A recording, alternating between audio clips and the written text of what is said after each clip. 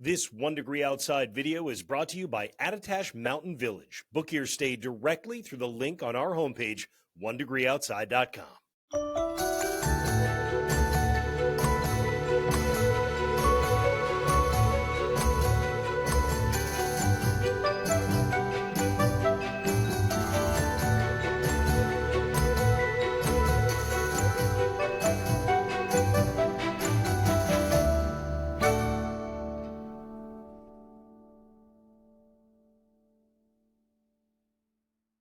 And we talk a lot about our partner, Attitash Mountain Village. You know what? We've got our first ever giveaway going on thanks to Attitash Mountain Village, a chance to get a 2-night getaway stay.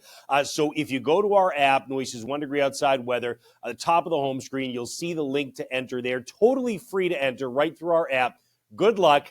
We are so happy to be able to do this as a way of saying thank you for coming to us. Storms or sunshine, you keep coming to onedegreeoutside.com and our app, and we keep finding ways to say thank you. All right, here's what's going on for us. We'll start out 500 millibar heights. Now, we talk about this sometimes. You say, what in the world is that, right? Look, if you think about density in the atmosphere, cold air is more dense. So lower heights, in other words, not having to go that far up to get to the 500 millibar pressure level, would mean a colder atmosphere overall. Higher heights is less dense air. You have to go higher up, and that indicates warmer air overall. So I've colored that in. I've put the black lines on here as well. Obviously, then your colder air is going to be with your lower heights. And what you see is a big well of cold air across a lot of Canada, right? But this goes back to what we talked about in pattern predictions a couple of weeks ago. We talked about cross-polar flow. When you get the flow of air that comes across the North Pole, you're able to take some of the cold that's across Siberia. You're able to take some of the cold that's in Alaska, but in this case more in Siberia, feed it across the North Pole, which of course has really kind of virgin, untouched cold as it is, and then start to bring it south into Canada. Look what we are doing now in the coming days.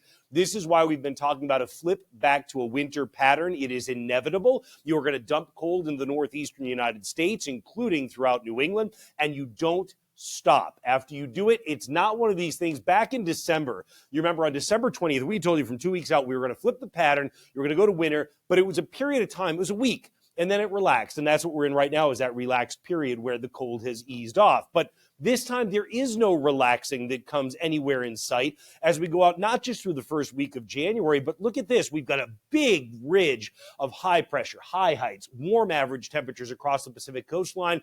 And what does this do? Wow, right out of Alaska, right through that cross-polar flow, you just keep dumping the cold into the Northeast. Now, your polar vortex, your center of real cold, is located across northern Canada, but you're getting these chunks that break down across the Northeast as well. This would be as we get into Wednesday, January 8th, but it doesn't stop there.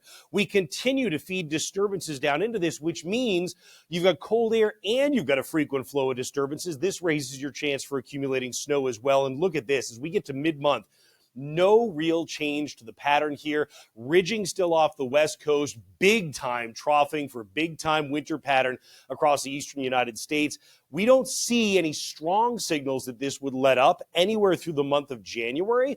So this is a multi-week winter pattern that we're going into, unless there's something major that changes. But right now, it looks like you're locked in for weeks to come. So what you see in the 14-day forecast then is certainly you see that downward trend of temperatures that then kind of levels out well below normal. Normal high temperature in someplace like Boston, for example, is in the middle 30s as we go through the 14-day period. When you look at the low temperatures, you see the very same thing that happens here as well. So we know we've got the cold. If you're a winter lover, especially a snow lover, the question becomes, do we have the snow?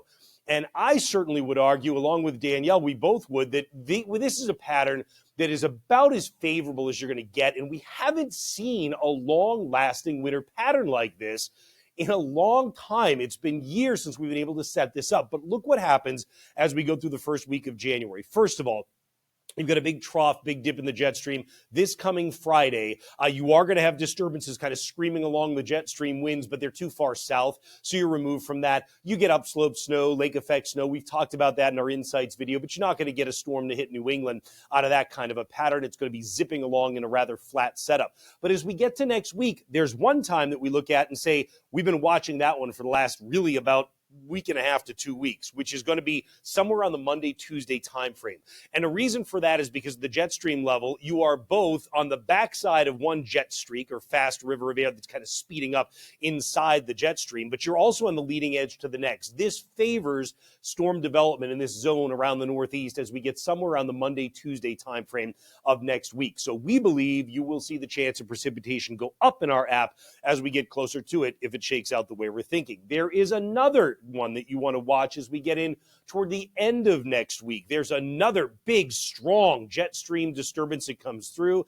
This one may end up too far south, but at the same time, it's close enough and strong enough that it absolutely raises the chance of storminess again at the end of next week. So you've got bookend chances to watch here as you get into next week. And look, that's not the end. As we talked about, you continue to find a very active jet stream pattern. What encourages me in terms of snow is when I see this coming out of both the Pacific and the Gulf of Mexico. You've got moisture available. So every time you get a strong disturbance to come through, it's just a matter of how far north you'll be able to bring that moisture. Boy, is that reflected when you look at the 14-day precipitation forecast, right? I don't want you to take this, verbatim to every single area as to how much is going to be. I want you to look at the pattern. And you see exactly what I'm talking about here, where you've got the moisture out of the Gulf of Mexico and it comes up the eastern seaboard. You say, my goodness, that could result in a lot of snow, couldn't it? Absolutely. As a matter of fact, 14-day snow pattern is something that makes you giddy if you love snow in the Northeast. Look at this.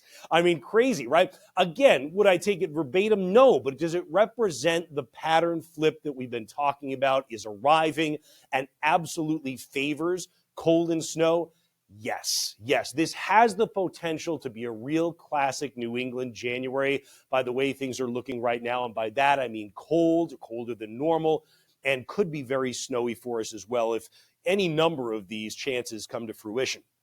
In the next 14 days, these numbers are going to be different from what you see in our app, okay? I can't override every one of our 1,000 cities and towns in New England. We can selectively do that when we need to, but this is where we see the chance of precipitation at over the coming 14 days. Of course, in the beginning, it's going to be the rain. You get the pattern flip and you dry out for a bit, but then Monday, Tuesday, there's that first chance next week, again at the end of next week, and if I were to keep going beyond this, I would raise the chance again probably sometime around Monday of the following week. So you keep kind of bookending the weeks with these disturbances and these storm chances. So we'll watch it all kind of evolve. Now you know the exact days that we're looking at here for how things may change in the forecast, but you can follow it every step of the way and see our insights video, which of course is that deep dive into meteorology going out several days as opposed to the pattern predictions that we do on Mondays that go out a couple weeks at a time. But you'll find it all at Noyes' 1 degree outside weather on the app. And don't forget to enter that giveaway so we can say thank you to you for being so supportive of us. We hope you have a great last couple of days here to the old year, and we wish you a happy new year. Keep checking in. We'll have the updates as the winter pattern unfolds around midweek this week.